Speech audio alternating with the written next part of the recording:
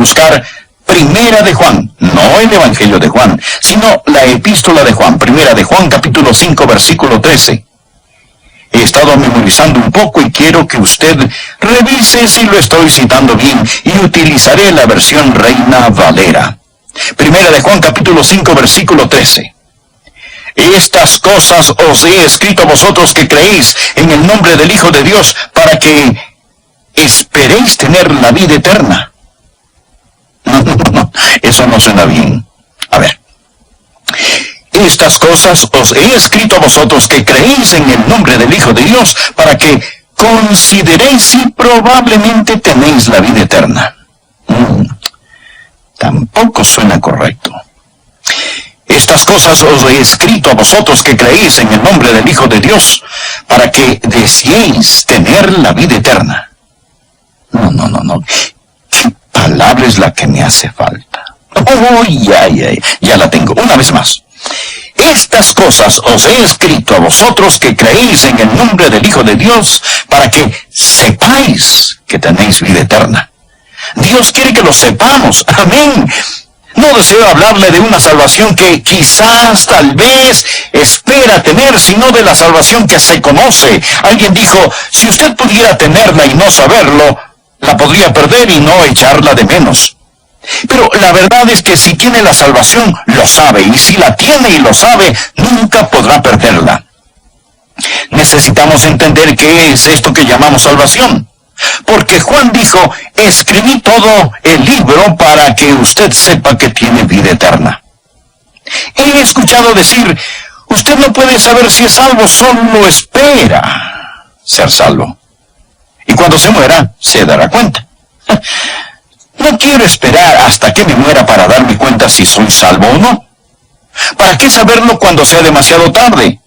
Para hacer algo al respecto. Usted necesita tener esa maravillosa, dulce y bendita seguridad ahora. Un creyente necesita ser un punto de admiración firme de pie. No un signo de interrogación cabizbajo diciendo, me pregunto si soy salvo. Deseo que tenga una salvación que se conoce. Ahora, para saber si es salvo, son dos cosas necesarias. Primero, usted tiene que saber lo que Dios dice que debe hacer para salvarse. Es por ello que Juan dijo, estas cosas os he escrito a vosotros. Usted tiene que saber lo que Dios dice que debe hacer para salvarse. Eso es lo primero. Lo segundo, tiene que hacerlo. ¿De acuerdo? Aprenda lo que Dios dice que debe hacer para salvarse y hágalo. Si usted no sabe lo que Dios dice que debe hacer para salvarse, es obvio, ¿cómo va a saber si es salvo o no? Pero si usted sabe lo que Dios dice que debe hacer para salvarse y usted no lo hace, entonces, ¿qué derecho tiene de decir que es salvo? ¿Qué es la salvación? La salvación es una relación personal con Dios que trae el perdón de nuestros pecados. La Biblia dice, justificados pues por la fe, tenemos paz para con Dios. Estamos justificados. 1. Eso significa que nuestros pecados están enterrados en la tumba del olvido de Dios. Y número 2, significa que tenemos paz con Dios. Justificados pues por la fe, tenemos paz para con Dios por medio de nuestro Señor Jesucristo. Esto no significa que usted siente tener paz. Esa no es la idea aquí. Estamos hablando de una guerra y nosotros somos enemigos de Dios y estamos en aprietos. Pero la Biblia dice que Jesús hizo paz mediante su sangre en la cruz y esa deuda del pecado, esa enemistad, esa guerra contra Dios se anuló. Y tener paz con Dios es que Dios es ahora nuestro amigo, Él es nuestro benefactor, Él es nuestro Padre. Él no es ya nuestro juez ni nuestro enemigo por causa del pecado, sino que tenemos paz con Dios. Significa amigos. Perdón y paz significa poder. No estamos solos, Él entre nosotros. El apóstol Pablo dijo, porque no me avergüenzo del Evangelio, porque es poder de Dios para salvación. Y esa palabra literalmente significa dinamita. Verá, Dios no perdona sus pecados y luego le dice, bueno, yo te perdoné tu pasado, ahora el presente depende de ti. Él es un salvador, no un policía que lo pone en tiempo de prueba. No es un nuevo comienzo, usted llega a ser una nueva criatura. Ahora tiene ese perdón, paz, poder, presencia. Cuando una persona se salva, el Espíritu Santo de Dios entra en él y el Espíritu Santo de Dios vive en él. Él nunca está solo. En la noche más oscura, en el camino más solitario, Dios está con él. Jesús dijo, yo rogaré al Padre y os dará otro consolador para que esté con vosotros para siempre. Por ello creo que una vez que usted es salvo, Él lo mantendrá salvo, porque la Biblia dice muy claramente que el Espíritu Santo permanecerá en usted para siempre. Mas escuche, existe este perdón, existe esta paz, existe este poder, existe esta presencia, y ser salvo literalmente significa que Dios le da perfección. No, eso no significa que le van a salir alas y una aureola. No significa que nunca más pecará. Mas cuando Dios lo ve ante sus ojos, cuando usted se salva, la Biblia habla de los espíritus de los justos hechos perfectos. Ante los ojos de Dios, usted será perfecto. Esta es solo la introducción. Permítame hablarle ahora acerca de cómo salvarse. En primer lugar, permítame hablar acerca de la naturaleza humana. No estoy repitiendo. Permítame hablarle acerca de la naturaleza humana. ¿Qué creó Dios cuando hizo a un hombre o a una mujer? En Primera de Tesalonicenses capítulo 5 versículo 23 leemos, y el mismo Dios de paz os santifique por completo. Eso significa totalmente todo su ser. Y todo vuestro ser, espíritu, alma y cuerpo sean guardados irreprensibles para la venida de nuestro Señor Jesucristo. Así que usted consta de espíritu, alma y cuerpo. Primero usted tiene un cuerpo, usted vive en un cuerpo, usted está allí en su cuerpo, ¿correcto? Ese es el traje espacial que usa mientras está en la nave espacial llamada Tierra. Usted tiene un cuerpo y vive en ese cuerpo, es obvio, nadie lo pone en duda. La segunda cosa no es tan obvia. Pablo también habló del alma. Y todo vuestro ser, espíritu, alma y cuerpo sea guardado irreprensible para la venida de nuestro Señor Jesucristo. La palabra griega alma es la palabra psique. Es la palabra de donde tomamos psiquiatría, psicología, psicológico, psíquico. Todas estas palabras se refieren al alma. El alma es el usted. Esa es su personalidad, su idiosincrasia, su inteligencia, su sentido del humor. Generalizando, su alma es su mente, sus emociones y su voluntad. Usted vive dentro de ese cuerpo y usted tiene un alma, ¿de acuerdo? Ahora, ¿qué es el espíritu? La Biblia dice claramente y hace una distinción entre el alma y el espíritu. Recuerda nuestro versículo. Y todo vuestro ser, espíritu, alma y cuerpo sea guardado irreprensible para la venida de nuestro Señor Jesucristo. Ponga al margen Hebreos 4:12. Porque la palabra de Dios es viva y eficaz, más cortante que toda espada de 2 filos, y penetra hasta partir el alma y el espíritu. ¿Cuál es la diferencia entre el alma y el espíritu? Tanto el alma como el espíritu son invisibles. El alma y el espíritu son inseparables, pero no son lo mismo. El espíritu es esa parte de usted que lo hace único, diferente a cualquier animal o planta. Dios no le dio a los animales un espíritu, Dios dio a los hombres un espíritu. Es esa cualidad en la naturaleza humana que le permite saber y adorar a Dios, porque la Biblia dice, Dios es espíritu, y los que le adoran en espíritu y en verdad es necesario que le adoren. La Biblia enseña que al salvarnos, el Espíritu de Dios, que es el Espíritu Santo, da testimonio a nuestro espíritu que somos hijos de Dios. Bien, eso es la naturaleza de la naturaleza humana. ¿Qué significa estar perdido? Nosotros hablamos acerca de recibir la vida eterna. Bien, ¿quién necesita salvarse? Los que necesitan salvarse son aquellos que están perdidos. ¿Y por qué Jesús vino a la tierra? ¿Jesús vino a la tierra para alimentar a los hambrientos? ¿Vino Jesús a la tierra para sanar a los enfermos? ¿O para educar a las personas? No. ¿Por qué vino Jesús a la tierra? Por una sola razón. Él nos dice cuál es en Lucas 19:10. Porque el Hijo del Hombre vino a buscar y a salvar lo que se había perdido, lo que se había perdido. Ahora, esa es la condición de todo hombre, mujer, adolescente y jovencito o jovencita sin el Señor Jesucristo.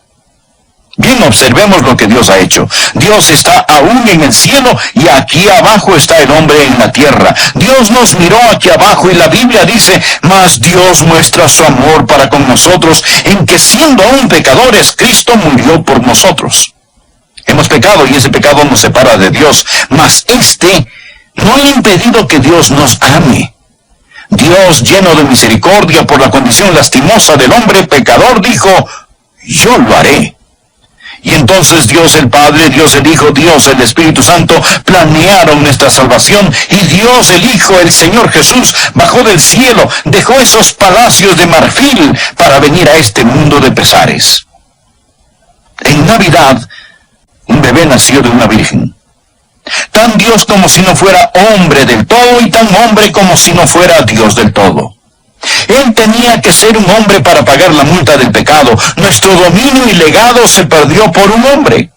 La Biblia enseña que por medio de Adán todos mueren, pero en Cristo todos seremos vivificados.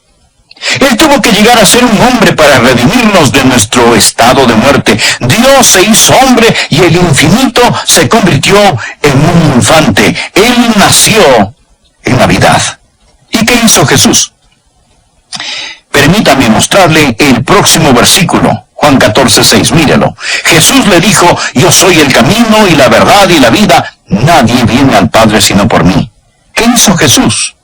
Jesús murió en esa cruz y ahora, con la áspera madera de dicha cruz, Él ha construido un puente entre el hombre y Dios. El hombre intentó cruzar ese abismo y acercarse a Dios por sí mismo, pero él continúa rebotando contra la barrera del pecado. Pero Jesús dijo, yo soy el camino y la verdad y la vida, nadie viene al Padre sino por mí. Sea razonable, mi amigo. No piense que Jesús es un buen camino al cielo. Él no es un buen camino al cielo. Él es el único camino al cielo. En Hechos 4:12 leemos, y en ningún otro hay salvación porque no hay otro nombre bajo el cielo dado a los hombres en que podamos ser salvos. Deseo hacerles esta pregunta. Si hubiera algún otro camino al cielo, ¿usted no cree que Dios lo hubiera tomado? ¿Piensa que Dios hubiera permitido que su amado Hijo muriese en esa cruz y derramara su sangre si existiera algún otro camino? Por ello el apóstol Pablo dice en el libro de Gálatas, si por la ley fuese la justicia, entonces por demás murió Cristo. Si usted pudiera salvarse por ser bueno, entonces, ¿por qué murió Jesús en esa cruz? Él no murió como un mártir, ni fue un accidente. Él fue crucificado antes de la fundación del mundo. ¿Por qué? Dios vino a la tierra para que podamos ir al cielo. Él llegó a ser el Hijo del Hombre para que podamos llegar a ser hijos e hijas de Dios. Él nació de una virgen para que podamos nacer de nuevo. Él llevó mi pecado, su pecado, nuestro pecado en la cruz. La Biblia dice que por medio de su cruz, Él reconcilió al hombre con Dios. Así que, ¿qué debo hacer para ser salvo? Y ellos dijeron, cree en el Señor Jesucristo y serás salvo. Me alegro que no dijo, todos los que quieran salvarse corran alrededor de la cuadra. Algunos niños lisiados no pueden correr. Me alegro que no dijo, todos los que quieran salvarse lean toda la Biblia. Algunas personas no pueden leer. Me alegro que no dijo, todos los que quieran salvarse den $1,000. Algunas personas no tienen $1,000. Pero hay algo que cualquiera puede hacer y todos debemos hacer para salvarnos. Y lo mismo que Pablo le dijo al carcelero de Filipos, yo se los voy a repetir ahora. Hechos 16:30. ¿Qué debo hacer para ser salvo? Ellos dijeron, cree en el Señor Jesucristo y serás salvo. ¿Recuerda lo que ser salvo significa? Significa ese perdón, significa presencia, poder, perfección. Significa todo eso. Hay un trono y sentado en ese trono está una gran E. ¿Sabe usted lo que simboliza? El ego. Porque verá, cuando un hombre está espiritualmente muerto, Dios se aleja de su espíritu y entonces, ¿quién toma el control? El alma, la mente, las emociones y la voluntad. Cristo está fuera de esa vida y el yo, el ego, está en el trono. Amigos, ahí es donde están la mayoría de las personas. Todas las personas de este mundo, sentados en el trono de su propia vida, están diciendo, es mi vida y yo voy a hacer lo que yo quiera. Nadie me va a decir lo que tengo que hacer. Nadie me tiene que decir ni esto ni aquello. Es mi vida. Permítame decirle algo más. Una vida controlada por Cristo. En esta Cristo no está fuera. Cristo está en esa vida y Cristo está en el trono de esa vida. Un creyente no es alguien que simplemente cree intelectualmente que Cristo murió por sus pecados. El diablo cree eso. Un creyente es alguien que ha invitado a Cristo a morar en su vida. Ahora recuerden nuestra escritura que dice, ellos dijeron, cree en el Señor Jesucristo y serás salvo. Esa palabra cree es la palabra griega que significa literalmente confiar. Confiar. Usted cree que un avión puede volar, pero debe confiar que va a volar para poder abordarlo. En esta ilustración tenemos a Cristo en la palabra de Dios. El que oye mi palabra y cree al que me envió. La palabra cree se usa unas 99 veces en el Evangelio de Juan. Creer, confiar. Crea al que me envió. Crea en el Dios que envió al Salvador, el Señor Jesucristo, y crea en el Salvador. Crea al que me envió. Ahora note esto. Tiene vida eterna y no vendrá condenación. Ir a condenación significa ser juzgado, significa morirse e ir al infierno. No vendrá condenación, mas ha pasado. No pasará, sino que ha pasado. No vendrá condenación.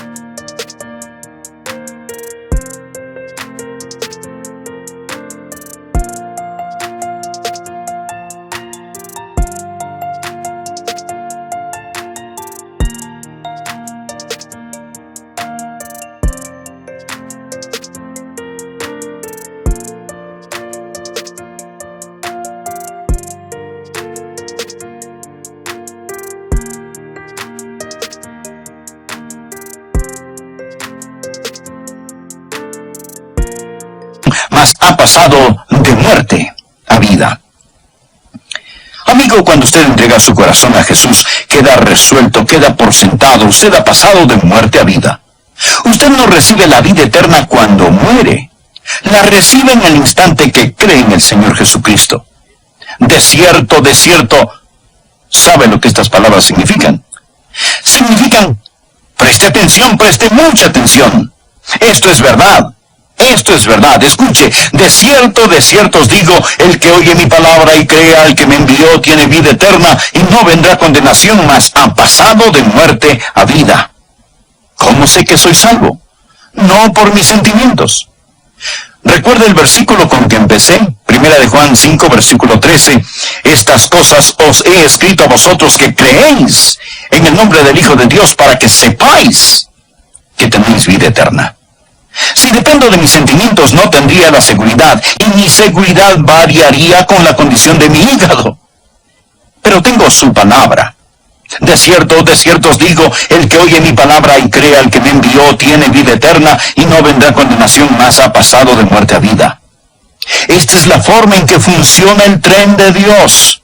Tenemos la locomotora, el vagón con el carbón y el furgón de cola. Ahora digamos que usted es el ingeniero en ese tren. El carbón está en el vagón del medio y usted quiere que el tren camine. Pregunta, ¿pondría el carbón en el furgón de la cola o en la locomotora, en el motor? ¿Qué pregunta tan tonta?